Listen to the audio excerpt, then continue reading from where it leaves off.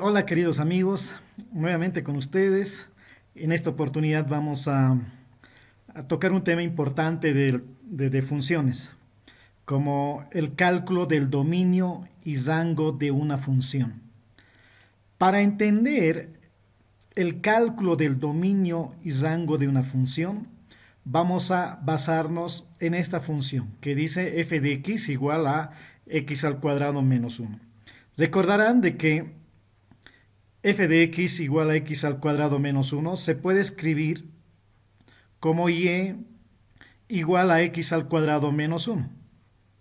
Ahora, para tener una precisión clara de lo que es el dominio y rango de una función, vamos a hacer la siguiente tablita como aquella que siempre hacen ustedes para graficar, a la cual la denominamos tabla de valores, ¿no es cierto?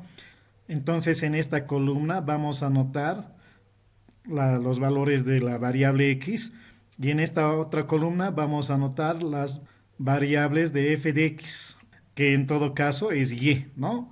Entonces vamos a asumir algunos valores. Ya podemos asumir, no sé, 10, 15, 20 valores, pero en este caso solamente vamos a asumir 6 valores, digo 7. Ya vamos a asumir menos 3, menos 2, menos uno, cero, uno, 2 y 3. Entonces vamos a ver qué valores vamos a tener para f de x, ¿no? Para cada uno de estos valores de x. Bien, si x fuera menos 3, verán ustedes, ¿no? Si x fuera menos 3 al cuadrado sería 9. 9 menos uno, 8. Entonces, si x fuera menos 3, f de x sería 8. Si x fuera menos 2 al cuadrado es 4. 4 menos uno, 3. Si fuera menos uno al cuadrado, uno positivo. Menos uno, cero. Si fuera cero, cero al cuadrado, cero. Cero menos uno, entonces sería menos uno. Si fuera uno al cuadrado, uno. Uno menos uno, cero. Si fuera 2, 2 al cuadrado, 4. 4 menos uno, 3. Si fuera 3, 3 al cuadrado, 9. 9 menos uno, 8. Vuelvo a repetir de que podríamos haber anotado n valores, ¿no? Pero para el objeto de comprender el dominio y el rango de la función, solamente estoy tomando 7 valores. Entonces ahora vamos a interpretar estos valores, ¿de acuerdo? Primero, ¿qué es lo que tengo? Tengo unas parejas donde a menos 3 le corresponde el 8. Bueno, ¿qué tal si hacemos de cuenta de que las X son las mujercitas y los f de x son los varones? Vamos a hacer de cuenta de que menos 3, no sé, es María, digamos, ¿no? Y 8 es Juan, ¿no? A María le corresponde Juan, algo así, ¿no? Entonces, a ver, vamos con más. A menos 2 le corresponde el 3. Verán ustedes que estoy haciendo, aquí tenemos pares ordenados, ¿no? A menos uno, el 0. A cero, menos uno. A uno, cero. A 2, el 3. Y a 3, el 8. Y me entenderán de que podemos tener, claro, infinitas parejas, ¿no es cierto? Seguramente por aquí.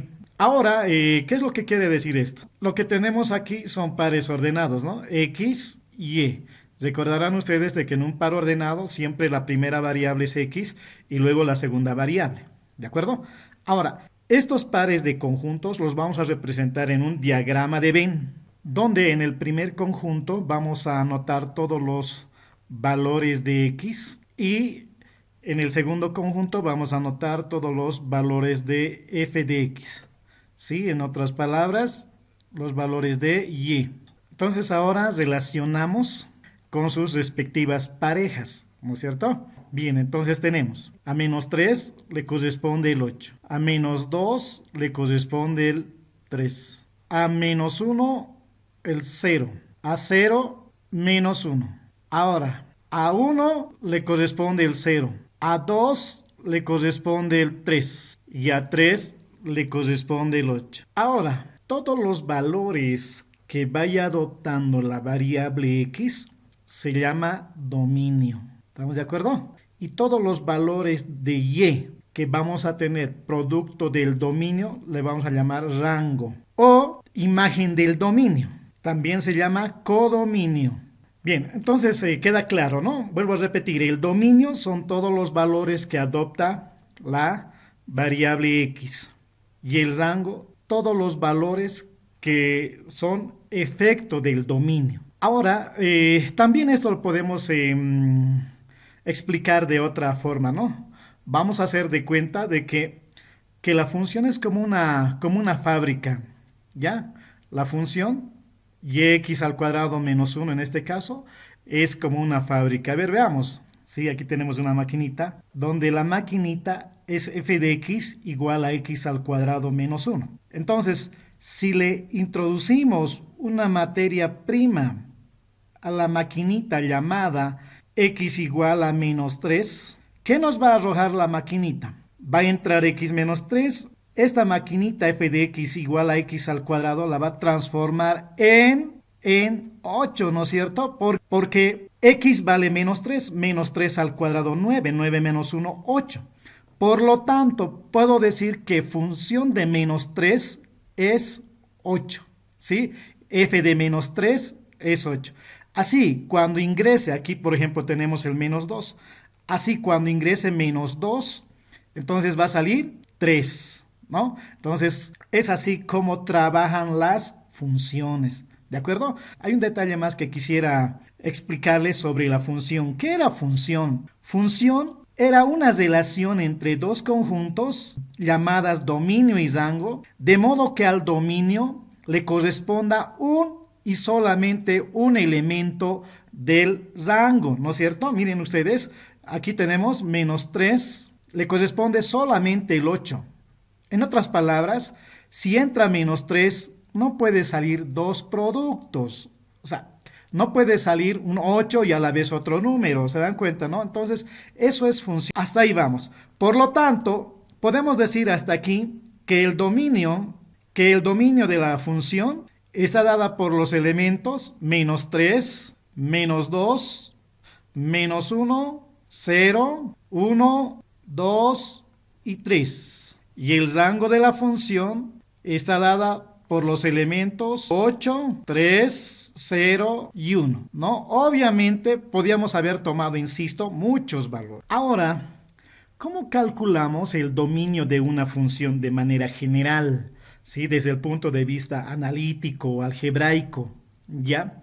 Primero, para calcular el dominio de una función, la teoría nos dice que debemos despejar la variable dependiente, y. Entonces, verán en este ejemplo, f de x igual a x al cuadrado menos 1, que da lo mismo escribir, ¿sí? Como y igual a x al cuadrado menos 1. Entonces, aquí nosotros vamos a identificar cuál es la variable dependiente y cuál es la variable independiente. La variable dependiente es y, ¿sí? ¿Por qué? Porque y es función de x. En cambio, la variable independiente es x. Bien, ahora, siendo que ya la tenemos despejada, si una vez que tú ya la tengas despejada, como en este caso ya la tenemos despejada, tenemos que hacernos una de las dos preguntas, ¿sí? Por ejemplo, ¿habrá un y para cualquier número real de x? O sea, si tú asignas un valor de x, como hace rato hemos asignado valores a x, ¿no? O sea, siempre que asignes un valor a x, ¿vas a tener un valor de y? Esa sería la pregunta. ¿O habrá en esta función alguna restricción? ¿Cuáles son las restricciones que se nos presentan? Observemos aquí. ¿Sí? En este caso les voy a presentar tres restricciones, tres expresiones o tres funciones que presentan restricciones. Por ejemplo, cuando la variable está en el denominador, obsérvese por favor aquí, cuando la variable está en el denominador, entonces la restricción es que x no debe ser 0, debe ser distinto de 0x. O sea, no se acepta porque 1 sobre 0 es infinito, ¿no es cierto? O lo que en tu calculadora te da error matemático. O también tenemos aquí una función irracional, ¿sí? Una función raíz. Entonces ustedes sabrán de que x, ¿cuál es la restricción aquí? La restricción es que x no debe ser negativo.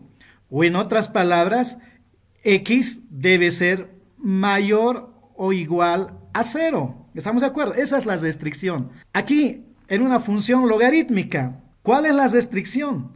Que el logaritmo de un número, en este caso de x, no debe ser menor o igual que cero, debe ser mayor que cero. Entonces, aquí volviendo a nuestro caso, ¿sí? Entonces, ¿existe alguna restricción? En este caso, aquí no existe. ¿Por qué? Porque x puede adoptar cualquier número, ¿sí? Puede ser pi, puede ser e, puede ser cualquier número. Entonces, para cualquier número de x, siempre vamos a tener un valor de y. Por lo tanto, ¿existe alguna restricción? Y la respuesta es no. Atentos. Si la respuesta es no, no existe ninguna restricción, entonces automáticamente se escribe que el dominio de la función son todos los números reales. ¿Estamos de acuerdo? Ya. O también si quieres puedes escribir que el dominio de la función va desde el menos infinito o al más infinito. Bien. Ahora gráficamente, ¿cómo se interpreta el dominio? Vamos. Muy bien, aquí tenemos un plano donde vamos a trazar el plano cartesiano. Ya, aquí está. Habíamos obtenido, ¿no es cierto? Anteriormente, recordarán de que al momento de hacer una tablita, ¿no es cierto? Habíamos obtenido distintos puntos, ¿no? Por ejemplo, el menos 3, 8, etcétera, ¿no? Ahí tenemos los puntos que se están trazando. Ya los 7 puntos que hemos obtenido. Ahora trazamos la gráfica que se genera a partir de la función y igual a x al cuadrado menos 1. Esta es la gráfica de la función. Bien, ahora, ¿qué quiere decir el dominio? ¿No? El dominio de la función son todos los valores que va a ir adoptando la variable x. Entonces, 2 será parte del dominio. Si 2 es parte del dominio, entonces tiene que tener su pareja. En todo caso, 2 está con 3. 3 está con 8. 1 está con 0. Acá 0 está con menos 1. Menos 1 está con 0. Menos 2 está con 3.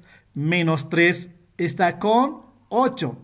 No sé, les pregunto, ¿qué valor no tendría su pareja? En todo caso, todos tendrían su pareja, ¿sí? Porque 5, en este caso, por ejemplo, tendría su pareja que estaría en todo caso aquí, aquí, aquí arriba, ¿no es cierto?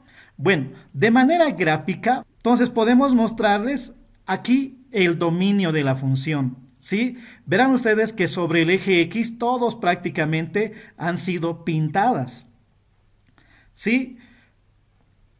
Verán ustedes que sobre el eje X todo ha sido pintado. Mire, todo este espacio, esta parte está pintado, esta parte está pintado. Por lo que todos, absolutamente todos los valores de X van a tener en alguna parte una pareja en el eje Y. ¿De acuerdo? Entonces, esa es la explicación por qué nos sale el dominio de la función todos los números reales. Bueno, mejor se va a comprender cuando analicemos el rango de esta función y vayamos por el rango. Cálculo del rango de la función. En este caso, obviamente, estamos analizando la misma función. Para hallar el rango de una función, debemos despejar la variable independiente. Habíamos dicho que x es la variable independiente, ¿de acuerdo? X es la variable independiente. Despejamos la variable x en todo caso. Sabemos que f de x es y igual a x al cuadrado menos 1. Despejando este menos 1, pasará al primer miembro con más 1, igual a x al cuadrado. Y finalmente vamos a tener la expresión despejada, donde este exponente 2 pasará al otro miembro como raíz. Entonces vamos a tener y más 1, todo dentro la raíz cuadrada. Bien, ya tenemos la expresión despejada. Bueno, ahora, una vez que hayas despejado la variable x, nada más te tienes que hacer la pregunta que hace rato nos hemos hecho. ¿Existe alguna restricción? A ver, verán ustedes que aquí tenemos una raíz cuadrada, ¿no es cierto? Entonces, hace rato habíamos analizado que las raíces cuadradas o las raíces de índice par nos generan una restricción. ¿Cuál es la restricción de una raíz cuadrada en este caso? Que todo lo que esté dentro de la raíz cuadrada o todo el radicando, ¿sí? Tiene que ser mayor o igual a cero. Fíjense. Entonces, la respuesta sería a la pregunta, ¿existe alguna restricción? Sí, hay una restricción. Entonces anotamos sí. En consecuencia, diríamos, ¿cuál es la restricción? Y la respuesta sería que y más 1, o sea, todo aquello que está dentro de la raíz, ¿sí? Que y más 1 debe ser mayor o igual a cero, tal como indica aquí en los casos de restricción para raíces cuadradas, ¿no?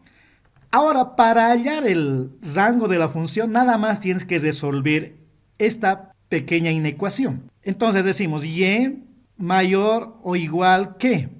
Este más 1 pasa con menos 1 y nada más será cuestión de interpretar. Entonces diríamos aquí ya nomás que el dominio de la función es y mayor o igual que menos 1, que gráficamente significa lo siguiente, que la podemos graficar de la siguiente manera, ¿no es cierto? Como dice mayor o igual, entonces incluimos menos 1, ¿sí? Mayor o igual a menos 1. Aquí está la gráfica, ¿no? Entonces concluimos que el rango de la función está dado desde el menos 1 cerrado hasta el más infinito.